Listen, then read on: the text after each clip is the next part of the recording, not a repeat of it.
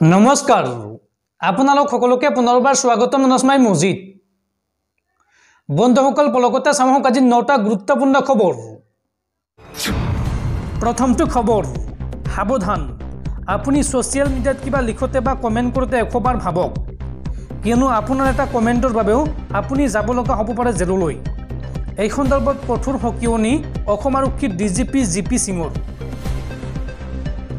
Social মিডিয়াৰ লিখনিৰ ওপৰত তীক্ষ্ণ দৃষ্টি ৰাখিব অসম আৰক্ষীয়ে আপোনাৰ এটা কমেন্টও হ'ব পাৰে আৰক্ষীৰ ৰুখৰ কাৰণ সোশ্যাল মিডিয়া যোগে সতৰ্কবাণী প্ৰদান আৰক্ষী সঞ্চালক প্ৰধান জিপি সিঙৰ নিষিদ্ধ ঘোষিত উগ্ৰপন্থী সংগঠন সম্পৰ্কে লিখতে সাৱধান হ'বলৈ হকিয়নি জিপি সিঙৰ আৰু নিষিদ্ধ সংগঠনত যোগদানৰ ইচ্ছা প্ৰকাশ কৰিলেও সন্মুখীন হ'ব লাগিব আইনী মেৰপেছৰ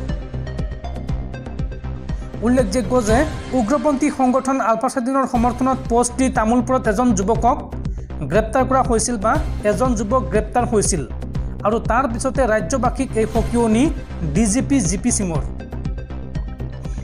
পৰৱৰ্তী খবৰ ভাৰতীয় বতৰ বিজ্ঞান কেন্দ্ৰৰ আগজাননী ৰাজ্যৰ 18খন জিলাত হ'ব প্ৰচণ্ড শিলাবৃষ্টি আৰু বজ্ৰপাত ৰাজ্যত নামিব প্ৰচণ্ড শীত ৰাজ্যৰ কোন জিলাত বতৰ সলনি হ'ব বা কোন জিলাত শিলাবৃষ্টি হ'ব চাওঁ আহক ৰাজ্যৰ 18খন জিলালৈ সতৰ্কবাণী ভাৰতীয় বতৰ বিজ্ঞান কেন্দ্ৰৰ ৰাজ্যৰ প্ৰান্তে প্ৰান্তে শিলাবৃষ্টি আৰু বজ্ৰপাতৰ সম্ভাৱনা আছে ৰাজ্যৰ কোন জিলাত হ'ব শিলাবৃষ্টি আৰু বজ্ৰপাত চাওঁ আহক ওদালগুৰি দৰং মৰিগাঁও নগাঁও হোজাই পশ্চিম কাৰ্বি আংলং ডিমা হাছাও কাছাৰ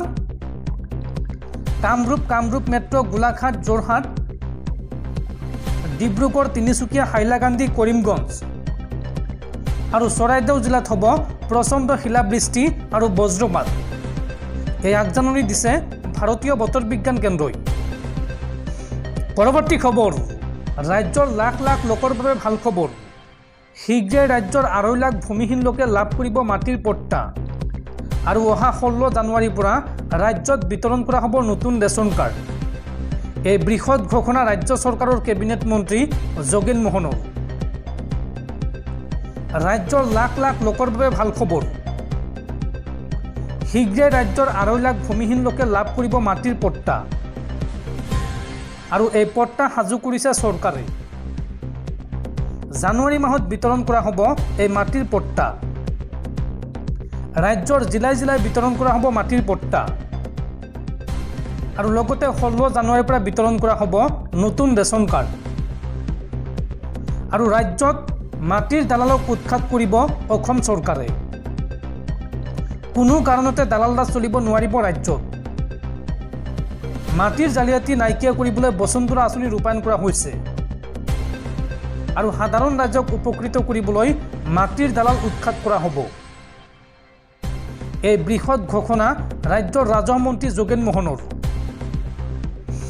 বন্ধুসকল তাৰপিছৰ 4 নম্বৰ খবৰটো জনোৱাৰ আগতে আপোনালৈ এটা সৰু ৰিকুৱেষ্ট যদি তেওঁলোকে এই ভিডিঅ'ত লাইক কৰা নাই তেন্তে প্লিজ এটা লাইক কৰি দিয়ক আৰু এনেকুৱা ধৰণৰ নতুন ভিডিঅ' পাবলৈ চেনেলটো সাবস্ক্ৰাইব কৰি কাষত থকা বেল আইকনটো প্ৰেছ কৰি ৰাখক পৰৱৰ্তী খবৰ সাৱধান পুনৰ ভয়ংকৰ ৰূপত আহিছে মহামাৰী কৰোনা ভাইৰাছ আৰু এই সন্দৰ্ভত এইবাৰ ডাঙৰ মন্তব্য কৰিছে ৰাজ্যৰ স্বাস্থ্য মন্ত্ৰী কেশৱ মহন্তই এই সন্দৰ্ভত মন্তব্য কৰি কয় যে পৰিস্থিতি সাপেক্ষে অসমত জাৰি কৰা হ'ব কোভিড SOP এই স্পষ্ট ঘোষণা স্বাস্থ্য মন্ত্ৰী কেশৱ মহন্তৰ পৰিস্থিতি সাপেক্ষে অসমত জাৰি কৰা হ'ব কোভিডৰ নতুন SOP এই ঘোষণা ৰাজ্যৰ স্বাস্থ্য মন্ত্ৰী কেশৱ মহন্তৰ কোভিডৰ সংক্ৰমণ বৃদ্ধি পোৱাৰ পিছতেই এই মন্তব্য স্বাস্থ্য মন্ত্ৰীৰ ভাৰতত কোভিডৰ নতুন ভেৰিয়েণ্টৰ সংক্ৰমণৰ পিছতেই তৎপৰ হৈ পৰিছে অসম চৰকাৰ আৰু ইতিমধ্যে ৰাজ্যত কোভিড পৰীক্ষা বাধ্যতামূলক কৰা হৈছে হাস্পতাললৈ গ'লেই আপুনি প্ৰথমে কৰিব লাগিব কোভিড পৰীক্ষা আৰু কোভিডৰ নতুন ভেৰিয়েণ্টে দ্ৰুতগতিত বিয়পি পৰাৰ বাবেই এই সিদ্ধান্ত গ্ৰহণ কৰিছে চৰকাৰে কোভিডৰ নতুন ভেৰিয়েণ্ট JN.1 বৰ্তমান ভাৰতত দ্ৰুতগতিত বিয়পি পৰিছে যাৰ বাবে অসম চৰকাৰৰ স্বাস্থ্য বিভাগে বাধ্যতামূলক কৰিলে কোভিড পৰীক্ষা। আনহাতে কেন্দ্ৰীয় স্বাস্থ্য মন্ত্ৰালয়েও জাৰি কৰিছে জৰুৰী নিৰ্দেশনা। পৰৱৰ্তী খবৰ, ভোটাৰ তালিকাত নাম অন্তৰ্ভুক্তি, নাম শুধৰণি আৰু স্থানান্তৰক লৈ জৰুৰী নিৰ্দেশনা ভাৰতীয় নিৰ্বাচন আয়োগৰ। ভোটাৰ তালিকাত নাম অন্তৰ্ভুক্তি বিসংগতিক লৈ জৰুৰী নিৰ্দেশনা।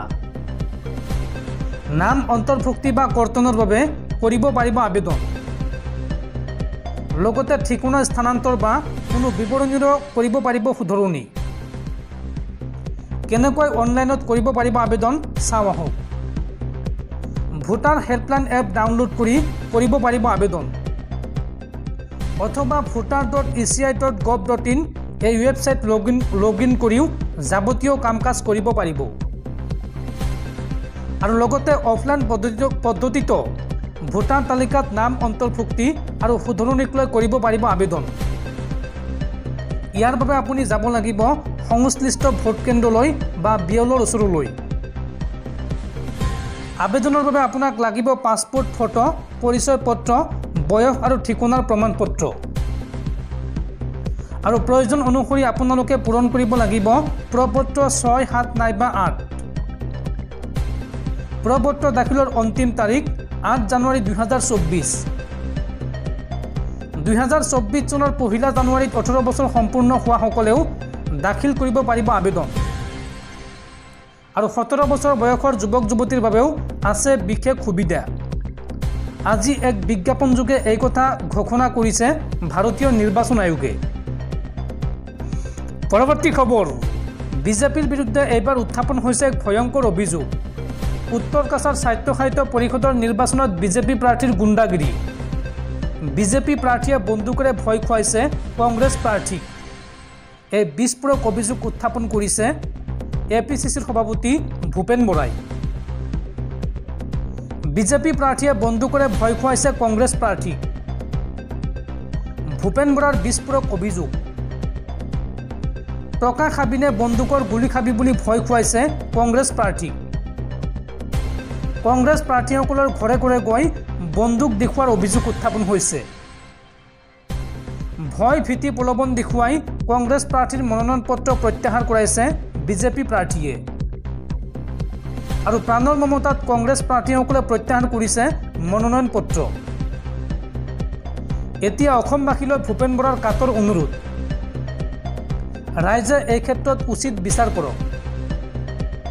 আৰু অসম আৰক্ষীৰ DGP GP সিঙক ফোন কৰি গণতন্ত্ৰ ৰক্ষা কৰিবলৈ আহ্বান ভূপেন বৰাৰ।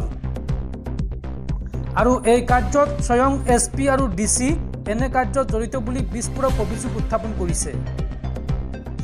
পৰৱৰ্তী খবৰ, ভাৰতীয় মহাকাশ গৱেষণা সংস্থা ইছৰোৰ আন এক বৃহৎ সফলতা। অহা 6 জানুৱাৰীত লক্ষ্যস্থানত উপনীত হ'ব ভাৰতৰ প্ৰথমখন সৌৰযান আদিত্য L1। ভাৰতবাসীৰ বাবে আন এক গৌৰৱৰ ক্ষণ। লক্ষ্যস্থানত উপনীত হ'ব ভাৰতৰ প্ৰথমখন সৌৰযান আদিত্য L1। অহা 6 জানুৱাৰীত এই সফলতা লাভ কৰিব ভাৰতে। পৃথিৱীৰ পৰা 1.5 মিলিয়ন দূৰত্বত অৱস্থান কৰিব আদিত্য L1-এ। আৰু এই লক্ষ্যস্থানৰ পৰা নিৰীক্ষণ কৰিব সূৰ্যৰ গতিবিধি। ভাৰতলৈ প্ৰেৰণ কৰিব সূৰ্য সম্পৰ্কে সকলো নজনা তথ্য। আৰু অহা 5 বছৰৰ বাবে আদিত্য L1-ৰ যোগেদি নিৰীক্ষণত থাকিব সূৰ্য। ইছৰোৰ অধ্যক্ষ S সোমনাথে কৰিলে এই ঘোষণা। পৰৱৰ্তী খবৰ, মল্লযুঁজাৰু বজৰং পুনিয়াৰ পাছত এইবাৰ পদ্মশ্ৰী সন্মান ঘূৰাই দিব বীৰেন্দৰ সিঙে। WFR নৱনিৰ্বাচিত সভাপতি সঞ্জয় সিঙক লৈ অসন্তুষ্ট মল্লযুঁজাৰুসকল। বিতৰ্কিত ব্ৰিজভূষণ চৰণ সিঙৰ ঘনিষ্ঠ সঞ্জয় সিঙক WFR সভাপতি হিচাপে নিৰ্বাচন কৰাক লৈ এই সিদ্ধান্ত গ্ৰহণ কৰিছে মল্লযুঁজাৰুসকলে। পৰৱৰ্তী খবৰ, কোভিডক লৈ ডাঙৰ খবৰ। কোভিডৰ মুখামুখি হ'বলৈ তৎপৰ ৰাজ্য চৰকাৰ। ৰাজ্যৰ প্ৰতিখন চিকিৎসালয়ত সাজু কৰি ৰখা হৈছে চিকিৎসক আৰু আইচোলেটেড বেড। ৰাজ্যত এজন ৰোগী ধৰা পৰাৰ পিছতে উদ্বিগ্ন হিমন্ত বিশ্ব শৰ্মাৰ চৰকাৰ। কোভিডৰ সৈতে মুখামুখি হ'বলৈ তৎপৰ ৰাজ্য চৰকাৰ। ৰাজ্যৰ প্ৰতিখন চিকিৎসালয়তে সাজু কৰি ৰখা হৈছে চিকিৎসক আৰু আইচোলেটেড বেড। সাৱধানতা অৱলম্বন কৰিব লাগিব ৰাজ্যবাসীয়ে। হাস্পাতালত লক্ষণ দেখা পোৱা ৰোগীৰ কোভিড টেষ্ট বাধ্যতামূলক কৰিছে চৰকাৰে আৰু বৃদ্ধি কৰা হৈছে আৰটিপিচিআৰ টেষ্ট। ৰাজ্যত এজন ৰোগী ধৰা পৰাৰ পিছতেই উদ্বিগ্ন হৈ পৰিছে হিমন্ত বিশ্ব শৰ্মাৰ চৰকাৰ। পৰৱৰ্তী খবৰ, নৱবৰ্ষৰ প্ৰাকক্ষণত ৰাজ্যত জাৰি কৰা হৈছে 144 ধাৰা।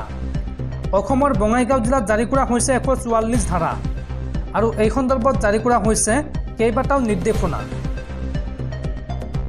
নৱবৰ্ষৰ প্ৰাকক্ষণত জাৰি কৰা হৈছে 144 ধাৰা আৰু লগতে জাৰি কৰিছে বহুকেইটা নিৰ্দেশনা। কি নিৰ্দেশনা জাৰি কৰিছে 144 ধাৰা জাৰি কৰি চাওঁ আহক। উচ্চ স্তৰত বনভোজস্থলীত বজাব নোৱাৰিব ছাউণ্ড ছিষ্টেম। বাইকত উঠিব নোৱাৰিব দুজনকৈ আৰোহী। লগতে মদ্যপান কৰি চলাব নোৱাৰিব বাইক। মদ্যপান কৰি চলাব নোৱাৰিব গাড়ী। বাইক ষ্টাণ্ট কৰাৰ ওপৰত নিষেধাজ্ঞা আৰোপ কৰা হৈছে। বনভোজস্থলী আৰু ৰাজহুৱা স্থানত ফুটাব নোৱাৰিব ফটকা। এই নিয়ম ভংগ কৰিলেই গ্ৰহণ কৰা হ'ব কঠোৰ ব্যৱস্থা।